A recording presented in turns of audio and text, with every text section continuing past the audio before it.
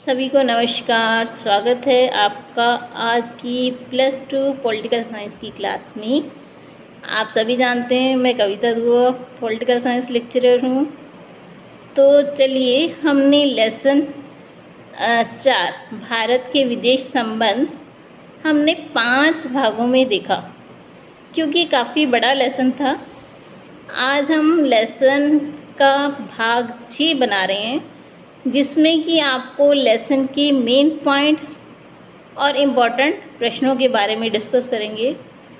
तो आइए, समय को वेस्ट नहीं करते, लेसन को स्टार्ट करते हैं कि उसके मेन पॉइंट्स कौन से हैं और ऐसे कौन से इम्पॉर्टेंट प्रश्न हैं जो कि पेपर में आने के चांसेस हैं। तो चलिए शुरू करते हैं अपना आज का टॉपिक। जैसा कि आप जानते हैं कि जब हमारा भारत आज़ाद हुआ तो बहुत ही विकट परिस्थितियाँ थी। तो जो विदेश नीति थी उसका निर्माण करते हुए भारत को बहुत सोचना पड़ा कि उस समय देखिए, विश्व पूरा 2 गुटों में बटा हुआ था। एक तरफ तो आपका भूतपूर्व सोवियत संघ था और दूसरी तरफ अमेरिका। तो ऐसे में जो भारत की विदेश नीति है उसे निर्माण करने में पंडित जवाहरलाल नेहरू ने महत्वपूर्ण भूमिका निभाई है। तो चलिए, हमारा पहला मेन पॉइंट यही है कि जो भारत की विदेश नीति बनी थी उसके निर्माता पंडित नेहरू जी थे। जो उन्होंने उस समय सोचा कि अगर मैं इन दोनों में से किसी एक खेमे में चला जाऊंगा तो सिर्फ उसी देश से उन्हें सहायता मिलती, जो दूसरा खेमा था उससे भारत को कोई सहायता ना मिलती। इसलिए जो विदेश नीति जब बनाई गई तो पंडित नेहरू ने इस बात का बहुत ध्यान रखा कि हम गुटनिरपेक्ष रहें और दोनों देशों की सुविधाओं का लाभ ले सकें। आगे देखिए, भारत की विदेश नीति की विशेषताएं। सबसे पहली विशेषता क्या है? गुटनिरपेक्षता, कि हमारा भारत किसी गुटबाजी में नहीं पड़ा। साम्राज्यवाद एवं उपनिवेशवाद का विरोध करना, अन्य देशों के साथ मित्रतापूर्ण संबंध बनाना, पंचशील। देखिए, उससे अगला जो उसकी विशेषता है भारत की विदेश नीति की, वो है संयुक्त राष्ट्र के सिद्धांतों को महत्व देना। संयुक्त राष्ट्र ऐसी संस्था है जो कि विश्व में शांति स्थापित करने के लिए बनाई गई थी। तो उसके सिद्धांतों को महत्व देना भारत की विदेश नीति की विशेषता है। उससे आगे हम देख लेते हैं कि मान लीजिए, ये तो हम भारत कह रहे हैं, किसी भी देश की जब हम विदेश नीति निर्धारित करते हैं तो किन तत्वों को ध्यान में रखना चाहिए? सबसे पहला, संवैधानिक आधार, मतलब आपका संविधान क्या कहता है, दूसरों के साथ अच्छे संबंध हों या ना हों, सबसे मेन आधार यही है, संवैधानिक आधार। दूसरा, भौगोलिक तत्व, मतलब आपके देश की सीमाएं किसके साथ लग रही हैं, तो उनके साथ आपके कैसे संबंध हैं, वो देश कैसा है, तो वो सारी चीज़ें। तीसरा है ऐतिहासिक पृष्ठभूमि, मतलब पिछला आपका इतिहास उसके साथ कैसा रहा है, शांतिपूर्ण संबंधों का रहा है या युद्ध का रहा है, उस सभी को ध्यान में रखकर विदेश नीति बनाई जाएगी। आर्थिक तत्व, मतलब आप उसके साथ व्यापारिक संबंध आपके कैसे हैं, अगर आपको लाभ पहुंच रहा है नहीं पहुंच रहा। तो जब भी किसी देश की विदेश नीति बनाई जाती है तो इन सब बातों को ध्यान में रखा जाता है। चलिए आगे देख लेते हैं। उसके बाद है राष्ट्रीय हित। हम बात कर रहे हैं ना विदेश नीति के निर्धारित तत्वों की, तो उसमें है 4 तो ये हमने देख लिए, संवैधानिक आधार, भौगोलिक तत्व, ऐतिहासिक पृष्ठभूमि, आर्थिक तत्व, और उसके बाद है राष्ट्रीय हित, मतलब हमारे देश का जिस चीज़ में भला हो सके वो चीज़ें।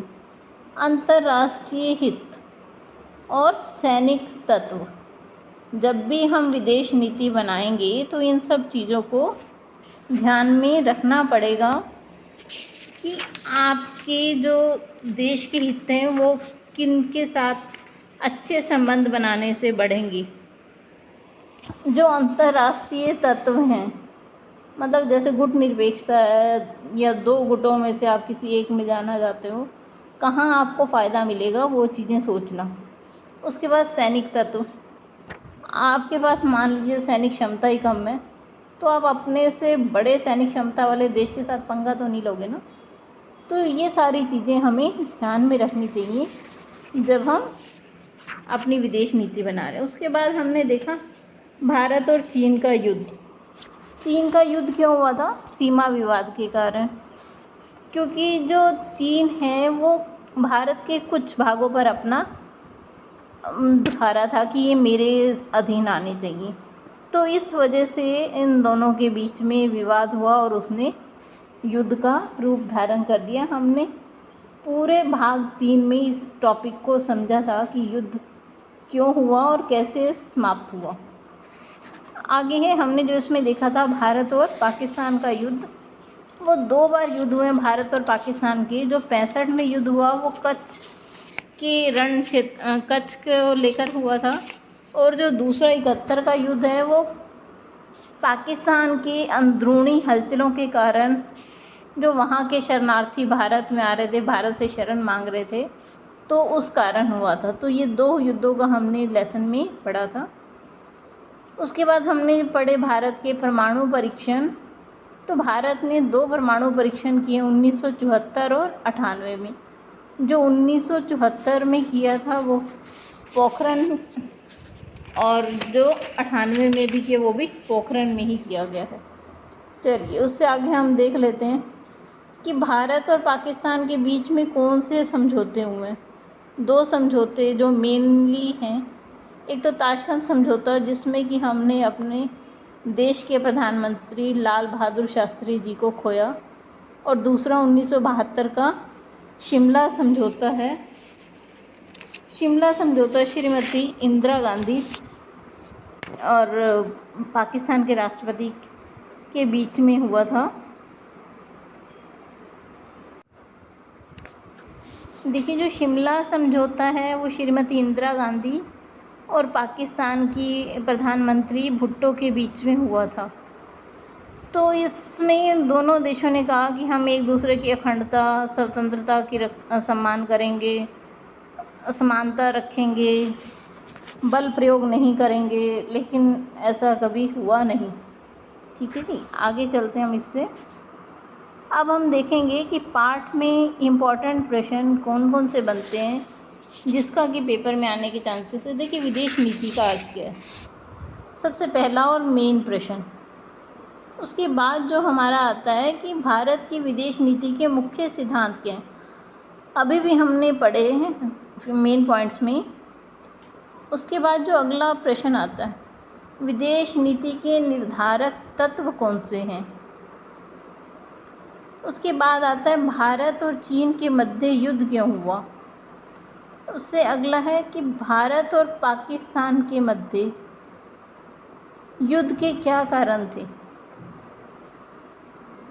इसके बाद हमने पढ़ा अगला प्रश्न जो बनता है 1971 के बाद भारत और पाकिस्तान के संबंधों पर चर्चा कीजिए। आप सभी जानते हैं कैसे संबंध हैं, तो आप लिख सकते हैं उसे आसानी से। भारत द्वारा परमाणु परीक्षण क्यों किया गया, गुट निरपेक्षता का अर्थ व इसके उद्देश्य बताएं। तो इसके अलावा भी कुछ छोटे छोटे से प्रश्न बनते हैं, जैसे ताशकंद समझौता क्या था, और उसके अलावा भारतीय संसद पर हमला कब किया गया, मुंबई में आतंकवादी हमला कब हुआ, और भारत की परमाणु नीति में क्या उसने विशेषताएं हैं। उससे आगे जो हमारा प्रश्न बनता है